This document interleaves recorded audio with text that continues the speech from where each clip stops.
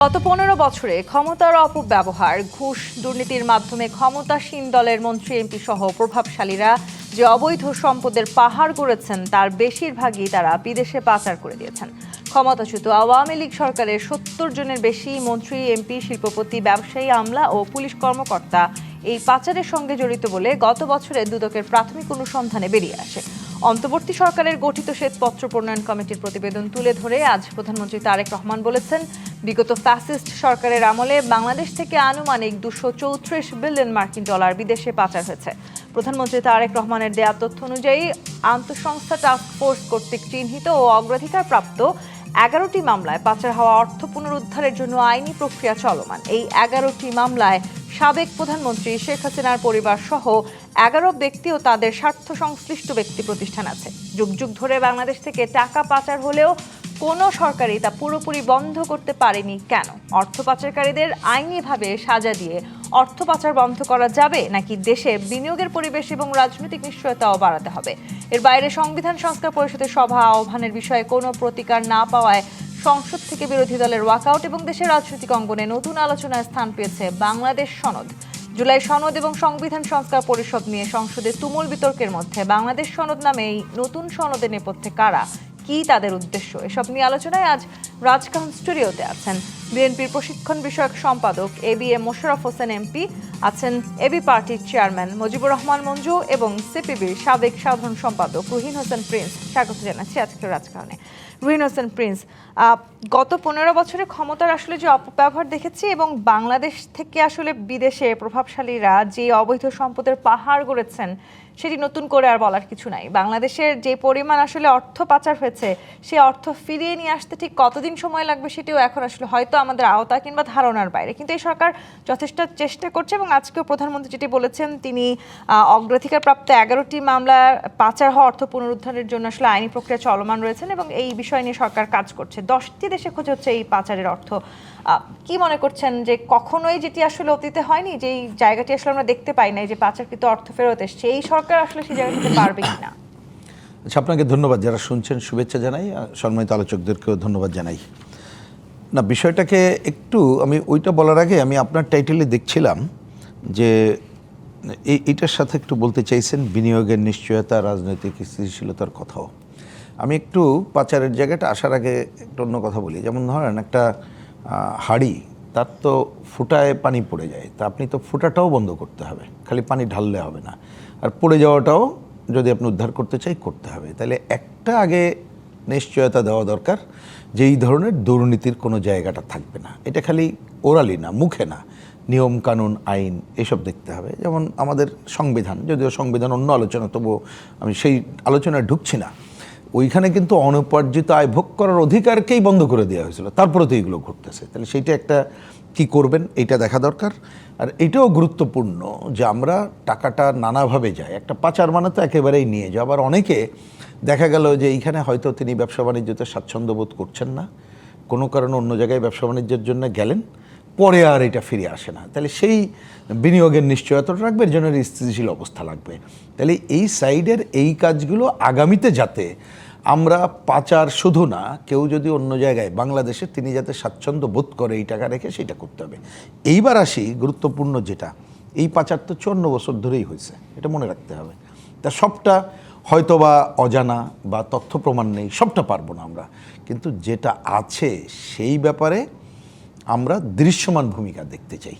কথা পরিষ্কার। দেখেন, অন্তর্বর্তীকালীন সময় তখন তো দলীয় সরকার ছিল না, যদিও এখন তো বোঝা যাচ্ছে দলীয় সরকার না থাকলেও ওইটা নানা ইম্পোজড এমন ছিল, তাদের কাছ থেকে এটা আশা করাটা কেউ আমরাও অনেক সময় করে ভুল করেছি, এটা করাটাই ঠিক হয় নাই, কারণ তারা মেড ইন অন্য জায়গা থেকে ছিল এবং যারাই এই মুক্তবাজারের নামে এই লুটপাটকে প্রশ্রয় দেয় সেই আমেরিকা, সেটা তো না হয় অন্য আলোচনা। কিন্তু এইখানে সরকারের, আমার বক্তব্যটা হচ্ছে, সংসদে এটা আমাদের প্রধানমন্ত্রী বললেন, ভালো খবর, ধন্যবাদ জানাই, কিন্তু আমরা দৃশ্যমান ভূমিকা দেখতে চাই। সেই দৃশ্যমান যদি ২৩৪ বিলিয়ন মার্কিন ডলার সেটা আসলে পাচার করা হয়েছে বাংলাদেশ থেকে, সেটি 2009 থেকে 2023 সালের মধ্যে, এই পরিমাণ অর্থ আসলে ফিরিয়ে নিয়ে আসা এখন সম্ভব? না, আমি বলছি, প্রথমে ধরেন অনেক সময় অনেক টাকার কথা আসে, এটাকে সুনির্দিষ্ট আপনি করেন, কারণ না দেখে এটা বলা যাবে না। কারণ এটা কেন বলছি, যখন ধরেন কোনো একটা ঘটনায় বলা হয় হাজার হাজার কোটি টাকা চলে গেছে, ভাই আমাদের মাথায় এটা ধরে না।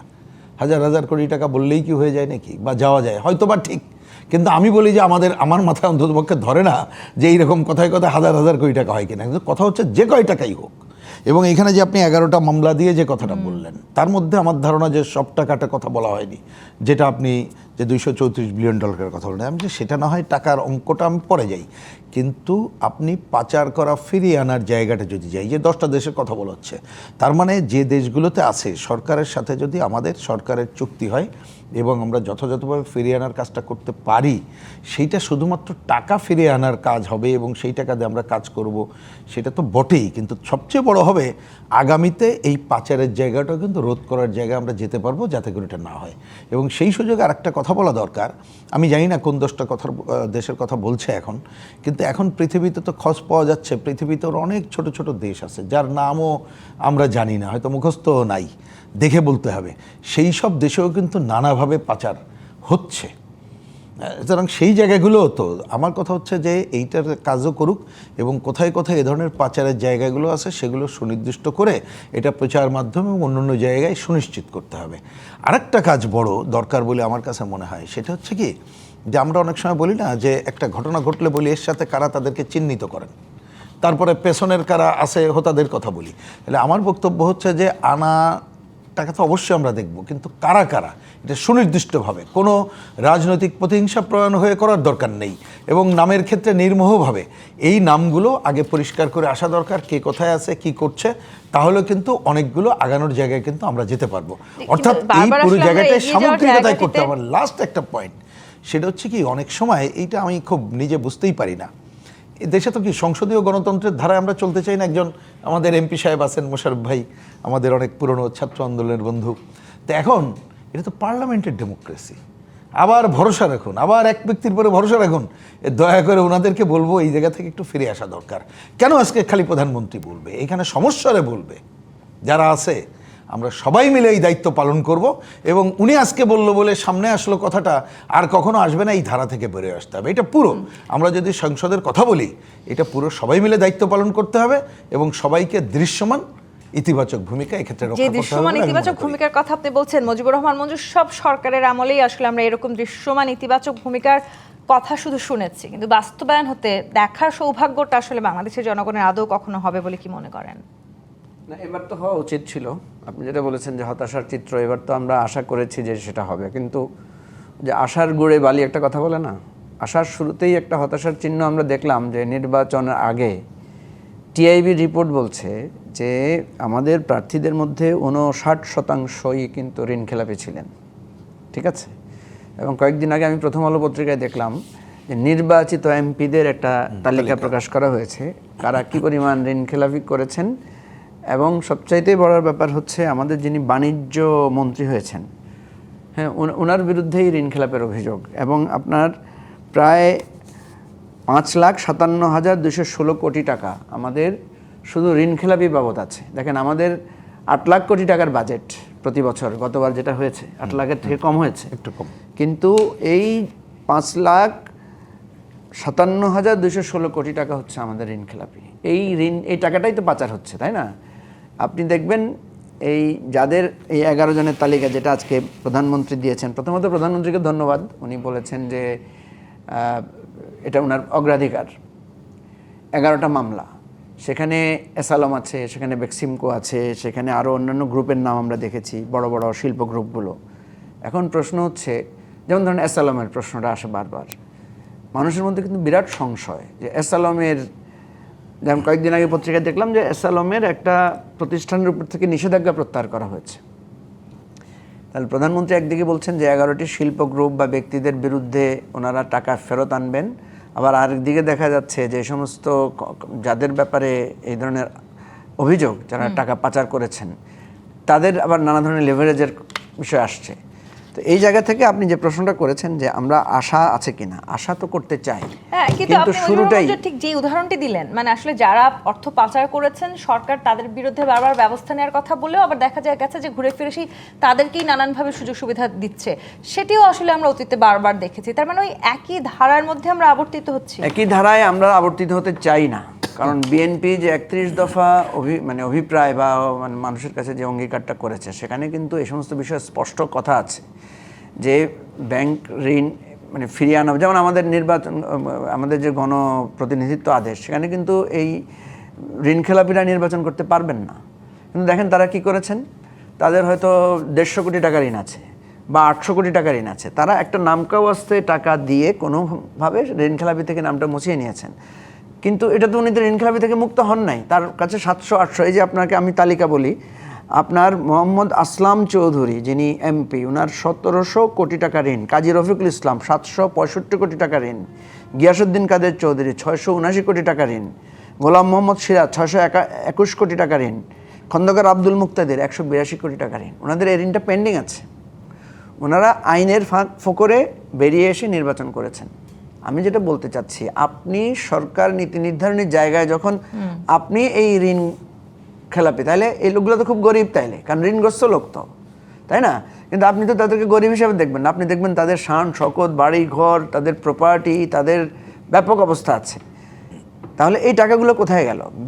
ম্যাক্সিমাম ক্ষেত্রে ওই যে শ্বেতপত্রের কথা বলেছেন সেখানে উঠে আসছে যে এই ঋণ খেলাপিরা টাকাগুলো পাচার করেছে, এদের টাকাগুলো দিয়ে দুবাইতে বাড়ি হয়েছে, এদের টাকাগুলো দিয়েতে সিঙ্গাপুরে, এদের টাকাগুলো দিয়ে মালয়েশিয়াতে, এদের টাকাগুলো দিয়ে তো ওই যে কি বেগমপাড়া কোথায় হয়েছে না, কানাডায়, সেখানে হয়েছে। এখন দুর্নীতির টাকা, ঋণ খেলাপির টাকা, আমাদের এখান থেকে নানাভাবে প্রজেক্ট থেকে চুরির টাকা নানাভাবে এভাবে পাচার হয়েছে। আমি আবারও বলছি, আমি বিশ্বাস করতে চাই নতুন সরকার এসেছে বিএনপির, যে বিএনপি ব্যাপারে কঠোর হবে, কিন্তু সে যদি নিজের দল থেকে শুরু না করে, নিজের দলের উচিত ছিল নিজের দলের ঋণ খেলাপিদের কাছ থেকে প্রথমেই বলা যে আপনাদেরকে একটা সময় বেঁধে দিলাম, 5 মাস 6 মাস 1 বছরও হতে পারে, যে এর মধ্যে আপনারা এই ঋণগুলো মুক্ত হন। এই জায়গাটাতে আমি এবিএম মোশাররফ হোসেন আপনার কাছে আসি।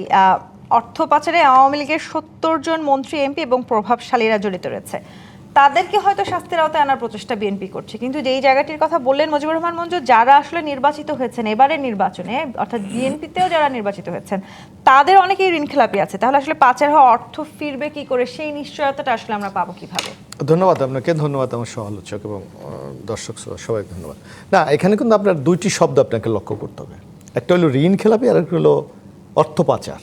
আপনি দুটাকে যদি একই পাল্লায় মাপেন তাহলে কিন্তু আপনাকে সঠিক বিচার করা হবে না। এখানে আপনি যে প্রসঙ্গটা উত্থাপন করে সেটা হলো দেশ থেকে কত টাকা পাচার হয়েছে।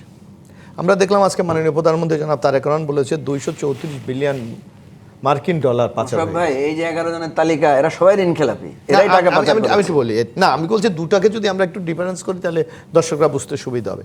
এই টাকাটা পাচার হয়েছে এবং কারা হয়েছে, এর বিরুদ্ধে আপনি কিন্তু প্রায় 241টি মামলা হয়েছে, এর মধ্যে 11টি হলো চাঞ্চল্যকর মামলা।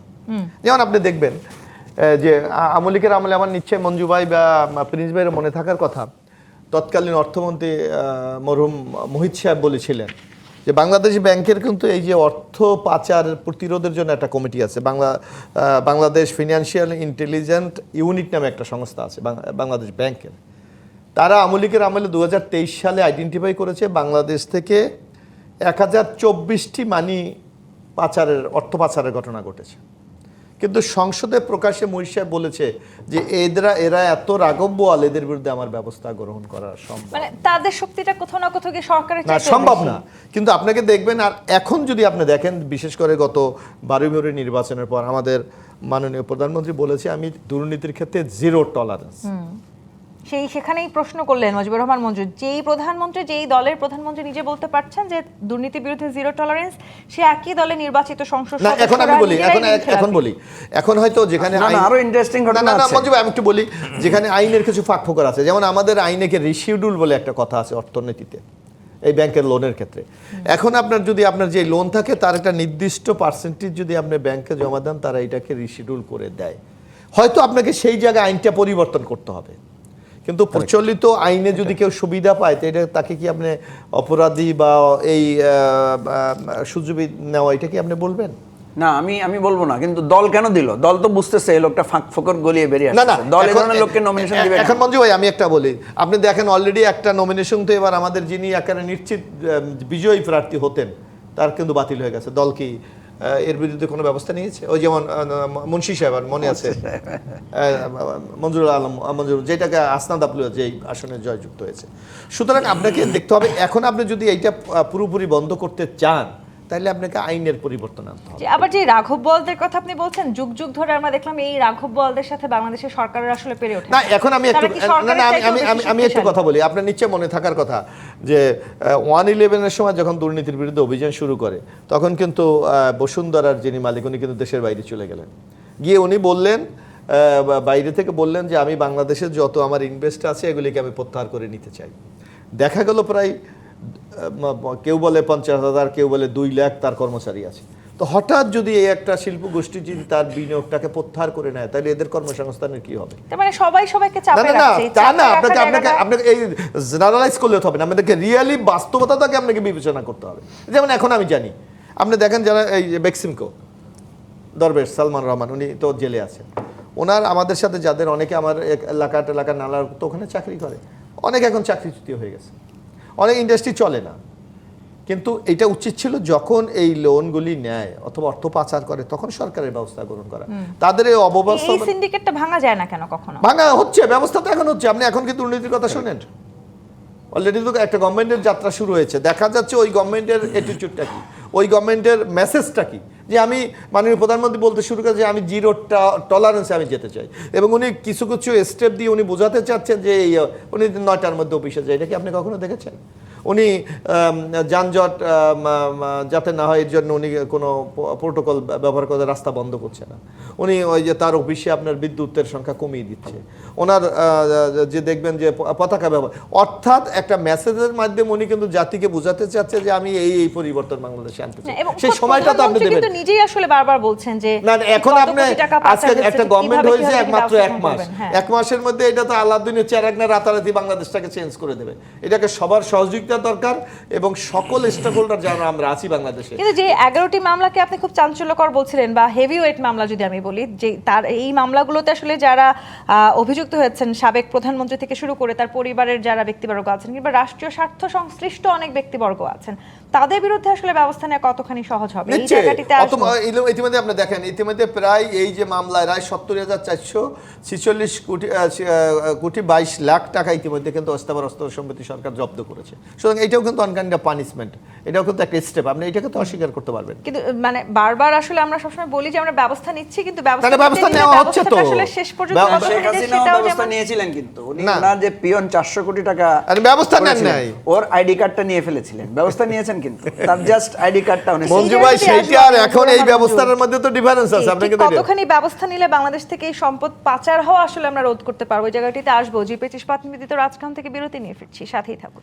জি25 ইস্পাত নিবেদিত রাজখান দেখছেন। রুহিন হোসেন প্রিন্স, যে 11টি মামলার কথা আসলে বিশেষ করে আজকে প্রধানমন্ত্রীও সংসদে বলেছেন, সেই মামলা আসলে যারা অভিযুক্ত হয়েছেন তারাও যথেষ্ট হেভি ওয়েট। তাদেরকে আসলে এই মামলাগুলোর শাস্তির আওতায় আনা সম্ভব হবে কিনা? এদের মাঝে অনেকে, বেশিরভাগই আসলে কিন্তু দেশের বাইরেও অবস্থান করছে।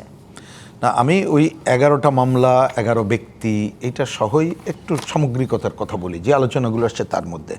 দেখেন, প্রথমে তাহলে আপনি হাত দিতে হবে, এই টাকাটা তো আর তারা ছাপায়নি বা এই টাকা রাস্তাঘাটে কুড়াই পাইছে পাচার করছে, নট দ্যাট।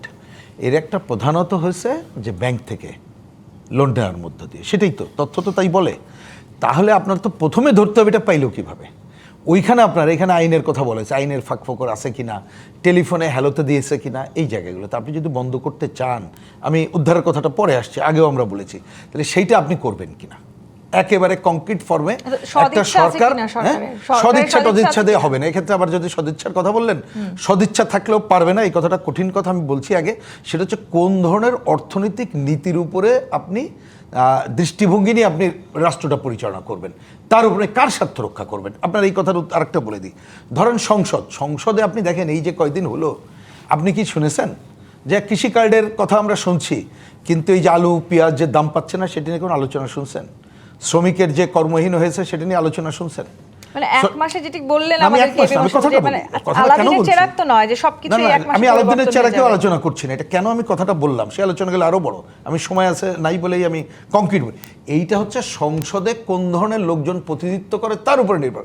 আপনি কল্পনা করেন সংসদে যদি আজকে যাদেরকে বলা হচ্ছে ব্যবসায় অন্যদের প্রাধান্য না থেকে শ্রমিক কৃষকের প্রতিনিধিত্ব থাকতো, তাহলে এক মাস আগে কোনটা আলোচনা হতো আপনি আমাকে উত্তর দেন। যে আমি যে বললাম ওই আলোচনাই হতো।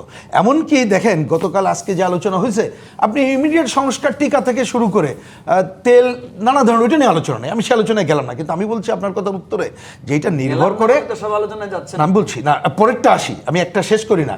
আমি বলছি যে এইটা নির্ভর করবে যে এই সংসদ কাদের প্রতিনিধিত্ব করতেছে তার উপরে। তাহলে এবার আসি আমি মূল কথাটায়। প্রথম কথাটা হচ্ছে যে আপনি কিভাবে এই টাকাগুলো অনুমোদন হয়, ওইখানে হচ্ছে যে আইন কানুন নিয়ম সেটাকে আপনার বাতিল করতে হ্যাঁ, হবে। but মূলত তাই ছাড়া যেই আপনি পারবেন টাকাগুলো না। আসলে এবার দ্বিতীয় পাচার পয়েন্ট হয়েছে বলি, সেগুলো তো বিগত সরকারের আমলে হয়েছে। একটু প্লিজ, আমি বিগত সরকার এখনো ভুলে যান। সরকার যদি আপনি বলেন ওই দেখবেন যদি ওই ফরম্যাট চেঞ্জ না করতে পারে এই সরকার একই চেহারা দেখবেন, আমি সেটা না। দ্বিতীয়বার আসি, আপনি যে অভিযুক্ত করতেছেন, আমি তো বলি যে অন্তর্বর্তীকালীন সরকারকে আগে অভিযুক্ত করতে হবে। এই যে পুনঃতফসিলকরণের কথা কেন দিল, তারা দিয়ে গেল, এটা তাদের কাছে তো আমরা আশা করি নাই। তা তারা তো এই ঋণ খেলাপিদের সুযোগ দিয়ে গেছে। তার মানে ওই যে বললাম, একটু আগে বললাম যে কারা কোন কাদের স্বার্থ রক্ষা করে তার উপরেই কিন্তু নির্ভর করছে। এবার আসি আরেকটা গুরুত্বপূর্ণ ঘটনা, এটা অনেকে নিশ্চয়ই জানেন, দেখবেন ট্যাক্সের মৌকুব করা, তারপরে যে ঋণ নিলে তার যে সুদ দিত এটা মৌকুব করা, হাজার হাজার কোটি টাকাও কিন্তু মৌকুব করা হয়। তাহলে এই জায়গাগুলো আপনি অর্থ যেগুলো গেছে, সুবিধাভোগীটা আসলে কারা Yes. তাদেরকে খুঁজে বের করতে হবে। ফিরিয়ে- কিন্তু তাদেরকে ফিরিয়ে- খুঁজে ফিরিয়ে আনার বের করতে ক্ষেত্রে, আসলে টাকা ফিরিয়ে আনার ক্ষেত্রে যেমন ভূমিকা পালন করব, এই ধরনের ঋণ অনুমোদন থেকে শুরু করে সুবিধাভোগীদেরকেও সমস্ত আসলে, বিষয়ে জি, এভি মোশাররফ হোসেন এই পুনঃতফসিলকরণ, এই সুবিধাভোগীদেরকে টোটালিটিতে আসলে ভূমিকা কেন রাখা ছাড়া এই কখনো অবস্থা খুঁজে থেকে বের করতে মুক্তি চেষ্টা পাবো করে না। না। আর যে কথাটি বললেন প্রিন্স ভাই, যে ফরম্যাট যদি আসলে চেঞ্জ না হয় আবারও আমরা এই সরকারের একই চেহারা দেখব। না, ফরম্যাট চেঞ্জের মতো আমি একটা কথা সবচেয়ে আমি যেটা বিশ্বাস করি, আপনাকে যে কোনো সরকারকে যদি আপনি জবাবদিহিতার মধ্যে নিয়ে আসতে পারেন তাহলে কিন্তু, এবং যদি গণতান্ত্রিক প্রক্রিয়াটা অব্যাহত থাকে তখনও কিন্তু আপনার এই জিনিসগুলির ব্যাপারে ব্যবস্থা নেওয়া সহজ হয়। বাংলাদেশের সবচেয়ে দুর্ভাগ্য হয় কি, এক এক সময় এক একটা পরিস্থিতি হয় যার জন্য সরকারের কিন্তু একটা ধারাবাহিকতা থাকে না। এই যেমন আমরা গণতন্ত্রের জন্য আমরা সংগ্রাম করি, কখনো দেখেন গণতান্ত্রিক সরকার, কখনো বিশেষ সরকার, কখনো ইন্টিরিয়াম গভর্নমেন্ট, না যার কারণে আমাদের কিন্তু নীতিতে কোনো ধারাবাহিকতা নেই। এটা প্রিন্স ভাই সত্য বলেছে। যদি ইন্টিরিয়াম গভর্নমেন্ট এই ঋণ খেলাপিদের ব্যাপারে যদি খুব স্ট্রিক্ট থাকতেন তাহলে অনেকে হয়তো ইলেকশন করতে পারতেন না, কিন্তু সেটা কি পেরেছে? পারে নাই। কারণ অনেক সময় দেখা যায় সরকাররা রান করতে গিয়ে অনেক জায়গার সাথে তাদের মিনিমাইজ করতে হয়, এটাকে তো আপনি অস্বীকার করবেন না। এই যে এখন একটা ধরেন আপনি মনে করেন যে এটা এখন এই যে একটা তৈলের ক্রাইসিস দেখা দিচ্ছে, আজকে কিন্তু আমরা দেখেন বিএনপি গভর্নমেন্ট এখন ক্ষমতায়, এটা তো বিএনপির কারণে সৃষ্টি হয় না, এটা কিন্তু বহির্বিশ্বের কারণে একটা বিশ্ব পরিস্থিতির কারণে সৃষ্টি হয়েছে। এখন দেখেন বিএনপি প্রতিদিন 167 কোটি টাকা কিন্তু জ্বালানির ক্ষেত্রে ভর্তুকি দিচ্ছে। উচিত কি এটার দাম বাড়িয়ে এটাকে অ্যাডজাস্ট করা, কিন্তু বিএনপি কিন্তু জনগণের স্বার্থের কথা চিন্তা করে করছে না। তো সামগ্রিকভাবে অনেক ক্ষেত্রে অনেক জায়গায় কিন্তু আপনাকে কম্প্রোমাইজ একটা রাষ্ট্র পরিচালনা করলে করতে হয়, কিন্তু দেখতে হবে সেটা ন্যায্যতার ভিত্তিতে কিনা, না কোনো বিশেষ গোষ্ঠীকে আপনার সুযোগ সুবিধা দেওয়ার জন্য। এই জিনিসগুলিকে যদি আমরা একেবারে নিরপেক্ষভাবে মূল্যায়ন করতে পারি তাহলে অনেক ক্ষেত্রে সিদ্ধান্ত গ্রহণের ক্ষেত্রে আমাদের কিন্তু সহজ হবে। এখন আপনি মনে করেন একটা ঘটনা ঘটে গেছে, এই যে অনেক ব্যাংকগুলি এখনো তারল্য সংকট আছে, আপনি দেখেন এখন মজিবুর রহমান মঞ্জু যেটা বলছিলেন, আসলে এই অর্থনৈতিক খাতটাকে ঠিক করতে হলে তো আসলে সরকারের একটা প্রচেষ্টা খুবই সরকার তো প্রয়োজনীয়। সেই পদক্ষেপগুলো প্রচেষ্টাটা আসলে সরকার তো আপনাদের সমান হচ্ছে পদক্ষেপগুলো কিনা? নিচ্ছে, আপনাকে সরকার কিন্তু সময় দেবেন এগুলিকে অ্যাডজাস্ট করে একটা এই যেমন আপনি বলে এখন অনেক ব্যাংকের তারল্য না, টাকা নাই, সংকট নাই, গভর্নমেন্ট কিন্তু আপনি দেখছেন প্রত্যেকটা ব্যাংকের টাকা দিয়ে এটাকে সজল রাখতে হয়, কারণ এটার মধ্যে শুধু একটা ব্যবসা বাণিজ্য বা অর্থনীতির বিষয় না, এর সাথে কিন্তু কর্মসংস্থান জড়িত, এর সাথে কিন্তু বাংলাদেশের স্থিতিশীলতা জড়িত। সুতরাং সামগ্রিক বিষয় বিবেচনা করে কিন্তু আপনাকে একটা সিদ্ধান্তে উপনীত হয়, এগুলিকে মাথায় রেখে কিন্তু আমাদের যেমন কথা আবার বলতে সেই হবে। জায়গাগুলো নিয়েও কিন্তু অনেক ধরনের অভিযোগ আছে। অভিযোগ আছে, এইটা তখনই আপনার এটাকে অভিযোগ থাকবে না যখন এই জবাবদিহিতার জায়গাগুলিকে আপনি নিশ্চিত করতে পারেন। এই যে জবাবদিহিতার জায়গাগুলো নিশ্চিত করার কথা বলছিলেন এবি মোশাররফ হোসেন, তার মানে আসলে অর্থনৈতিক খাতের যে জায়গাগুলো সেই জায়গাগুলোকে সবচাইতে বেশি জবাবদিহিতার আওতায় আনতে হবে, সেটি আমরা কতখানি পারছি? আপনাকে আমি ইন্টারেস্টিং কয়েকটা পয়েন্ট বলি। প্রথম কথা হচ্ছে, মোশাররফ ভাই বলছেন যে সরকার সিরিয়াস, ধরে নিলাম কাল মাননীয় প্রধানমন্ত্রী আজকের বক্তব্য খুব সিরিয়াস। কথা হচ্ছে আপনি আজকের সরকারে এসেছেন, 1 মাসের সরকার, কিন্তু এর আগে তো আপনি বিএনপি, আপনার দলের 200 লোক আপনি প্রার্থী দিয়েছেন যারা ঋণ খেলাপি, নাম্বার 1। তাহলে আপনার নীতি, আপনি যেটা রেখেছেন সেই নীতিটাই তো আপনার দল থেকে, মানে আমরা বলি না যে সংস্কারটা করতে হবে তো ঘর থেকে, এখন দেখেন ইন্টারেস্টিং ঘটনা, গত 17 বছর বিএনপির লোকেরা বাড়ি থাকতে পারে নাই, পালায় বেড়াইছে নানা রকম। তাহলে আপনার এই 200 লোক ঋণ পাইলো কিভাবে, এবং শত শত কোটি টাকা ঋণ পাইলো কিভাবে তারা? নাম্বার 200 লোক মঞ্জু ভাই তা না, না। আমি আপনাকে বলি না, 200 লোক আপনি ঋণ খেলাপি এক জিনিস, আর এটা হচ্ছে যে আপনি তো ঋণ খেলাপি না আসলে কাগজে, কারণ আপনি তো ওই যে কি একটা বলে না যে আলাদা করে কিছু টাকা দিয়ে এটাকে অ্যাডজাস্ট করে নিয়েছেন, যেটা আপনি একটু বললেন রিশিডিউল ফাঁকফোকর করেছেন। এখন প্রশ্ন হচ্ছে দেখেন, এই যে আপনি 11 জনের তালিকা দিলেন না, সেখানে কারা আছে? সবগুলো ব্যাংকের মালিক কিন্তু, এস আলম বলেন, ওই যে ইকবাল সাহেব বলেন, নাসা গ্রুপ বলেন, এরা সবাই কিন্তু বিভিন্ন ব্যাংকের মালিক, ডিরেক্টর। তাহলে এই যে বিএনপির যারা ঋণখেলাপি হলেন, এই ব্যাংকের মালিক, তাদের দেখবেন তাদের মধ্যে একটা এই সিন্ডিকেশনটা আছে। তা এখন আমি দোষ দিচ্ছি না, আমি যদি বিএনপির মতো দল হই আমারও হয়তো এই সংকট থাকবে, আমি কিন্তু অন্ধভাবে দোষ দেওয়ার পক্ষে না। এই যে আমাদের বড় দলগুলো অসহায় হয়ে যায়, সে বিএনপি যদি এবারে চেষ্টা করতো, বিএনপি এবারে সবচেয়ে সুদিন গেছে, সে 212 আসনে অনায়াসে জিতেছে, সে কিন্তু চাইলে পারত। তারা যে বলছে বাংলাদেশ ওই যে কি বদলে দাও না, সরি কি সবার আগে বাংলাদেশ, তাদের এই নির্বাচনী কর্মদক্ষতা সবার আগে বাংলাদেশ নাই। সবার আগে হচ্ছে ব্যবসায়ীরা, সবার আগে হচ্ছে ঋণখেলাপিরা, সবার আগে হচ্ছে দলের মানে সবচেয়ে প্রভাবশালী একটা লম্বা সময় আমরা সংসদে ব্যবসায়ীদেরকেও আসলে বেশি আসন নিয়ে থাকতেও দেখেছি। আমি আপনাকে সেটাই বলছি, কথা হচ্ছে আমি কেন, আপনি যে বারবার বলছেন আপনি আশাবাদী কিনা, আমি তো আশাবাদী হতে চাই। তাহলে সুবিধাভোগীদেরকে আসলে আমরা এখনো নির্ধারণ করে আমি বলছি এবারেই বিএনপি পারতো, এবারেই বিএনপি পারতো ঘোষণা দিয়ে যে না আপনি ঋণখেলাপি, আপনাকে আমি প্রার্থী দিব। বিএনপি তো সেটাই বলছে, অন্তত 1 মাস সময় তো তাদেরকে দিতে হবে। 1 মাস তো না, আপনি 1 মাস তো দিবেন, আমি 1 মাস না, আমি মনে করি এই টাকা ফেরত আনার জন্য, এই ঋণখেলাপিদের জাল থেকে মুক্ত হওয়ার জন্য আমি বিএনপিকে 5 বছর সময় দিচ্ছি, 1 মাস না, 5 বছর সময় দিতে রাজি আছি। আমি আপনাকে বলতে চাচ্ছি, আমি বিচার করছিও না, আমি বিচার করছি আপনার গত 6 মাস বা 18 মাসের হিসাব দিয়ে। গত 18 মাসে আপনি আপনার এই ঋণখেলাপি লোকদেরকে বলতে পারতেন যে ফ্রি না হলে তোমাকে আমি নমিনেশন দিব না, আপনি সেটা করেন নাই। আপনি এই সিন্ডিকেটের সদস্যকে আপনি দেখেন, ব্যাংকগুলোর ডিরেক্টর এখন কারা, চেয়ারম্যান কারা, এস আলমের ব্যাংকের ডিরেক্টর কারা, আপনার ওই যে নাসা গ্রুপের ইকবাল সাহেবের ব্যাংকের ডিরেক্টর কারা, এখন বিএনপির বড় বড় ব্যবসায়ীরা হচ্ছে বিভিন্ন ব্যাংকের ডিরেক্টর। এবং এই জায়গার এই সিন্ডিকেশনটা যদি বিএনপি দলগতভাবে ভাঙতে না পারে, আমি মনে করি না তারেক রহমান সাহেব, বেক্সিমকো, এস আলম, নাসা, তারপরে আরও অন্যান্য যে সমস্ত সামিট, এদের টাকা উনি ফেরত আনতে পারবেন। কারণ নিজেদের দলের মধ্য থেকেই যারা ওদের থেকে সুবিধাভোগী হয়ে এই ঋণ নিয়ে শত শত কোটি টাকা ঋণ নিয়েছিল, তারাই প্রতিবন্ধকতা তৈরি করে। মানে এই জায়গাটি থেকে আসলে যদি আমরা বেরিয়ে আসতে না পারি, নানানভাবে বাংলাদেশকে অস্থিতিশীল করার একটা সুযোগ রয়ে গেছে। এবং যেটা আমরা বারবার বলছিলাম যে আসলে এই ঋণ খেলাপি বা আসলে যারা অর্থ পাচার করেছেন বিপুল পরিমাণে বাংলাদেশ থেকে, তারা বিদেশে বসে আছেন এবং সেখানে বসেও কিন্তু তারা নানান রকম আমি একটা কথা বলে দিই, সেটা হচ্ছে আমি খুশি হব, এটা আমার প্রপোজাল, পরামর্শ, যে উনি যেভাবে বলছেন যে 11টা কোম্পানি বা ব্যক্তির টাকা ফেরত আনা হবে, একই সাথে উনি বলুক যে আমার দলের 20 জন যারা টপ ঋণ খেলাপি আছেন, আপনাদেরকে 6 মাস সময় দিলাম, 6 মাসের মধ্যে আপনার ঋণ ফেরত দেওয়ার ব্যবস্থা করেন। এটা হলে এটা খুবই সুন্দর হবে। আমি একটু বলি মঞ্জু ভাইকে, আমি একটু স্মরণ করি, আপনি দেখেন একটা গভর্নমেন্ট এই যে অর্থ পাচারে কতটুকু সুবিধা দেয়। আপনি দেখেন সামিট গ্রুপ, আমরা কিন্তু এটা আগে জানতাম না যে তারা বাংলাদেশে ব্যবসা করে, অথচ তারা নাগরিক হলো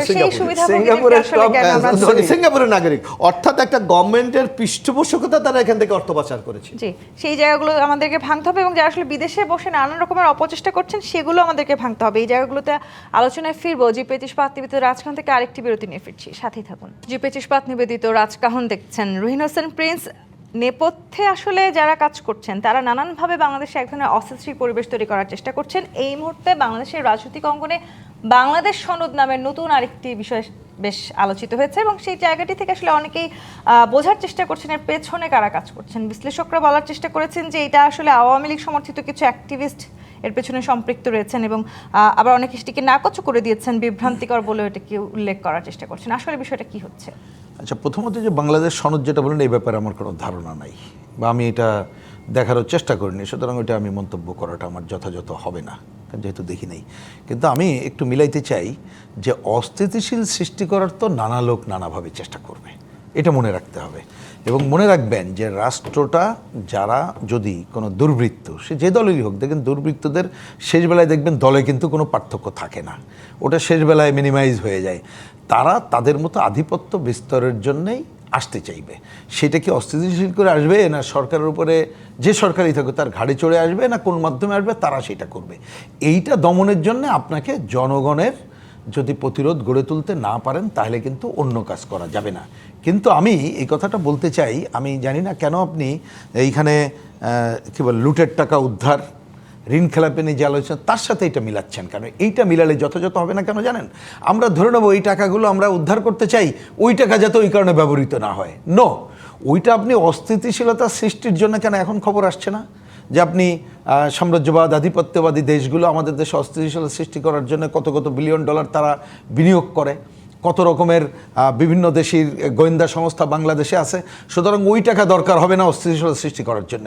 আমরা যে আলোচনাটা আপনি এখানে সূচনা করেছেন, আমার মনে হয় সেইটাকে বিবেচনা করলে যে কোনোভাবে আমার দেশের একটি টাকা, এই দেশের সাধারণ মানুষেরই অর্জন, টাকাটা তারাই উৎপাদন করে, এই টাকা কোনোভাবেই আমরা লুট হতে দেব না, এবং যাতে না হয় সেটার চেষ্টা করব। আর পাচার যেটা হয়েছে এটা আনবো।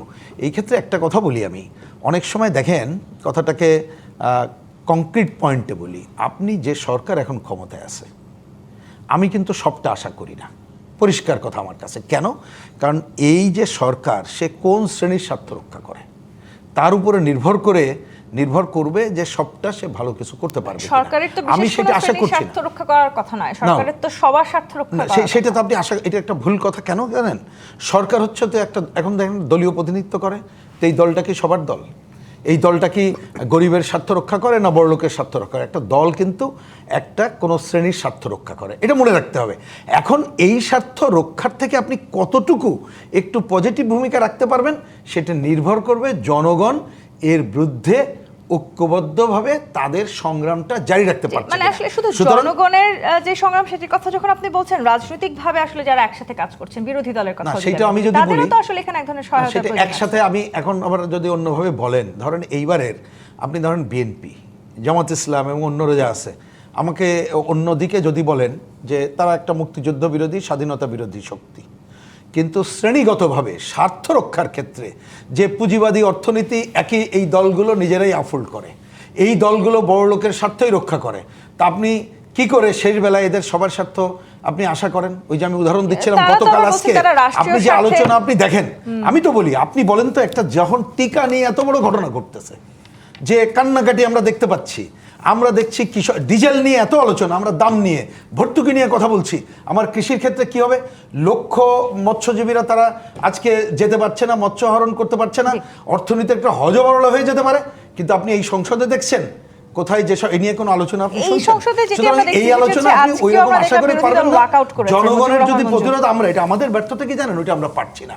ওই প্রতিরোধ গড়ে তুলতে পারলে তখন তাদেরকে বাধ্য করতে পারতাম। জনগণ শুধু না, আসলে যারা সংসদে গিয়ে জনগণের হয়ে কথা বলছেন তাদেরও তো একটা বড় ভূমিকা আছে। আজকে সংসদ থেকে বিরোধী দল ওয়াকআউট করেছেন এবং তারা বলেছেন তারা সংবিধান সংস্কার পরিষদের সভা আহ্বানের বিষয়ে কোনো প্রতিকার পাননি, সে কারণে তারা এই ওয়াকআউট করেছেন। এভাবে আসলে ওয়াকআউট নিঃসন্দেহে গণতান্ত্রিক ধারায় আছে, কিন্তু আপনি কি মনে করছেন যে এই যে ওয়াকআউট বা এই একই শুনে সংবিধান সংস্কার শুনে এই বিতর্ক আরো অনেক বেশি বাড়ছে কিনা? হ্যাঁ, এটা তো একটা অহেতুক বিতর্ক। আমি তো বারবার বলছি যে এটা সরকারি দলের উচিত এই বিতর্কটার সমাধান করা, কারণ এই বিতর্কটা আমরা লম্বা সময় করেছি। আপনারও মনে থাকার কথা, আমরা এখানে বহুবার এই জুলাই সনদ, আদেশ বৈধ না অবৈধ, তারপরে গণভোট বৈধ কি অবৈধ, এগুলো নিয়ে আমরা প্রচুর আলোচনা করেছি। দেখেন, আপনার একটা জায়গায় বারবার আমাদেরকে মনে রাখতে হবে যে, যেটা প্রিন্স ভাই বললেন, আমাদের অনেকগুলো সংকট আছে। ইরান যুদ্ধ হয়েছে বলেই শুধু গ্যাসের সংকট, তেলের সংকট দেখা দিয়েছে, বিষয়টা এমন না। আমরা কিন্তু 95% জ্বালানি ডিপেন্ডেন্সির উপরে আছি। আমাদের 40,000 কোটি টাকা, 40,000 কোটি টাকা আমাদের বিদ্যুৎ বিল বাকি আছে। আমাদের বিদ্যুতের মানে আপনার প্রায় 31,000 মেগাওয়াটের জন্য আমরা বিদ্যুৎ কেন্দ্র স্থাপন করে রেখেছি, কিন্তু আমাদের কনজামশন ক্যাপাসিটি মানে কনজামশনের ডিমান্ড হচ্ছে 18,000 মেগাওয়াট হাইয়েস্ট, 15 হইলে চলে, এবং 15 হইলে চলে, পিক আওয়ারে একটু বেশি। আমাদের আপনি প্রায় 91,000 কোটি টাকা আমরা এই ক্যাপাসিটি চার্জ বাবদ এই রাষ্ট্রের টাকা নষ্ট করছি। এবং এই বিষয়গুলো নিয়ে কেন সংসদে বিরোধীরা আলোচনা করছেন? সংসদে বিরোধীদের কথা হচ্ছে না, জায়গাটিতে আটকে আছে। সরকারি দলের তো সুবিধা, সে যদি এই সাংবিধানিক বিতর্কের মধ্যে রাখে, মানুষ আর অন্য বিতর্কের মধ্যে যেতে পারবে না। এই বিতর্কটা থেকে আসলে সরকারি দল আটকে রাখছে নাকি বিরোধী দল আটকে? না, আমি সরকারি দলকে দায়ী করছি কেন আপনাকে বলেন। প্রথম কথা হলো যে সরকারি দল কি বিতর্কগুলো তুলছে? উনি বলছে এই প্রেসিডেন্ট আদেশ দিতে পারেন না, প্রেসিডেন্ট আদেশ অবৈধ। ভাই আপনি দেখেন, আমি আপনাকে এখানে দেখাতে পারবো আমাদের যে গণভোটটা হয়েছে, গণভোটের যে ব্যালটটা করা হয়েছে, ব্যালটে কি বলা হয়েছে? ব্যালটে লেখা আছে আপনার, আমি আপনাকে পড়ে শোনাই। ব্যালটে বলা আছে আপনি কি জুলাই জাতীয় সনদ ব্র্যাকেটে সংবিধান সংস্কার বাস্তবায়ন আদেশ 2025 এবং জুলাই জাতীয় সনদে লিপিবদ্ধ সংবিধান সংস্কার সম্পর্কিত নিম্নলিখিত প্রস্তাব সমূহের প্রতি সম্মতি জ্ঞাপন করিতেছেন, হ্যাঁ অথবা না বলুন। ঠিক আছে, তাহলে এখানে তো রাষ্ট্রপতির আদেশটার ব্যাপারে মতামত চাওয়া হচ্ছে জনগণের। তো এখন জনগণ যদি আপনার সেখানে 70% লোক যদি হ্যাঁ নিয়ে থাকে, আপনি এটাকে নিয়ে বিতর্ক তুলছেন কেন? আপনি তো এই গণভোটকে এন্ডোর্স করেছেন, আপনি তো এই গণভোটের পক্ষে আবার প্রচারণা সেটা নিয়ে চালিয়েছেন। কমিটি গঠন করে আলোচনার কথা বলা হচ্ছে। এবি মোশাররফ হোসেন, আমি আপনাকে সেটাই বলছি, এই যে একটা জিনিস শুদ্ধ হোক ভুল হোক, আপনি এই প্রক্রিয়ার সাথে সম্পৃক্ত থেকে একটা জায়গায় এসেছেন, সংসদে এসেছেন, এখন এটাকে আপনারা একটা সমঝোতার ভিত্তিতে একটা সমাধানে সেই পৌঁছান। সমঝোতাটাতে আমরা আপনারা তো আসতে পারছি না। সারাক্ষণ এটা অবৈধ, এটা বৈধ। প্রেসিডেন্টের আদেশ যদি অবৈধ হয়, প্রেসিডেন্ট যতগুলো আদেশ দিয়েছেন সবগুলো অবৈধ হবে। অনলি ওয়ান আদেশ, আর কোনো আদেশ না না, আদেশ দিয়েছে। আমি আপনাকে একটা- আমি আপনাকে বলি, প্রেসিডেন্টের ক্ষমতা হচ্ছে কি, উনি দুইটা নির্দেশ ছাড়া, দুইটা বিষয় ছাড়া বাকি সব উনি এই জায়গাটা বাকি থেকে সব একটু- বিষয় উনি প্রধানমন্ত্রীর পরামর্শ আমি একটু ছাড়া এবি করতে মোশাররফ পারবেন হোসেনের না। কাছে আসি। এবি তাহলে উনি মোশাররফ এতগুলো হোসেন, কাজ করলেন আমরা কার আসলে পরামর্শ? মূল যে সমস্যাগুলো সেই আলোচনার বাইরে গিয়ে অন্যান্য ইস্যুতে অনেক বেশি আসলে আলোচনা করে এই সংসদের সময়টাকে নষ্ট করছি, যে কথাটি মুজিবুর রহমান মঞ্জু বললেন, যে আলোচনাগুলো হওয়ার কথা ছিল সেই আলোচনাগুলো থেকে আসলে আমরা বেরিয়ে যাচ্ছি কিনা। না, এটা তো আসলে ধরেন সংসদে যদি জনগণের স্বার্থে সংশ্লিষ্ট কোনো বিষয় হয়, সরকারি দল তো তার নিজস্ব একটা কৌশল আছে, পদ্ধতি আছে, সেটা দিয়ে এটা বিরোধী দলের মূল দায়িত্বটাতে প্রশ্নগুলির জনগুরুত্বপূর্ণ প্রশ্নগুলি রেজ করে সরকারের বা দৃষ্টি আকর্ষণ করা। এখানে মঞ্জু ভাই যে একটি কথা বলেছে, আপনি দেখেন যে বিগত ইন্টেরিয়াম গভর্নমেন্ট ডক্টর ইউনূস নেতৃত্বে সেখানে মহামান্য রাষ্ট্রপতি কিন্তু 133টি অর্ডিন্যান্স জারি করেছে, শুধু একটা আদেশ। কেন উনি ওখানে অর্ডিন্যান্সটা দিলেন না কেন? এখন যে প্রশ্নটা সাংবিধানিকভাবে হচ্ছে যে প্রেসিডেন্ট কি আদেশ জারি করতে পারেন কিনা, it is the constitutional debate. এবং যার জন্য আমরা আহ্বান জানিয়েছি, আমরা দেখবেন গতকালও সংসদে আমাদের সরকারি দলের পক্ষ থেকে বলা হয়েছে যে আমরা জুলাইয়ের প্রত্যেকটি দফা দাবি অক্ষরে অক্ষরে আমরা পালন করব, কিন্তু সেটা সাংবিধানিকের কাঠামোর মধ্যে। আসুন আমরা কমিটি করি, আমরা এটা নিয়ে আলোচনা করি, দরকার হলে যারা আবার সংসদের এই বাইরে। অর্থ পাচারের ইস্যুতেও আপনারা বিরোধী দলের সাথে সবাইকে নিয়ে এই অর্থ পাচার পুনরুদ্ধার এবং বন্ধের উপায় খুঁজে বের করার প্রচেষ্টা করছেন কিনা? না, এইটা অর্থ পাচার তো আলাদা একটা জিনিস, এটা অ্যাবসলিউটলি কিছু আদালতের ব্যাপার, কিছু সরকারের ডিসিশনের ব্যাপার, কিন্তু আপনার জুলাই যে সনদ বা জুলাই যে গণভোট, এটা তো অ্যাবসলিউটলি কনস্টিটিউশনাল ডিবেট। ধন্যবাদ এবি আপনি একটা মোশাররফ কনস্টিটিউশনাল হোসেন, ডিবেট আপনি নির্বাহী আদেশ দিয়ে বাচ্চা মুজিবুর রহমান মঞ্জুর এখানে আপনাকে বুঝতে হবে। প্রেসিডেন্ট দুইটা কাজ ছাড়া কোনো কাজই আজকের করতে মতো পারে না। বিদায় নিচ্ছি। জি 25 আপনি রাজকাহন থেকে ফিরবো আগামীকাল রাত 10টা নতুন রাজকাহন নিয়ে। ডিবিসির সঙ্গেই থাকুন।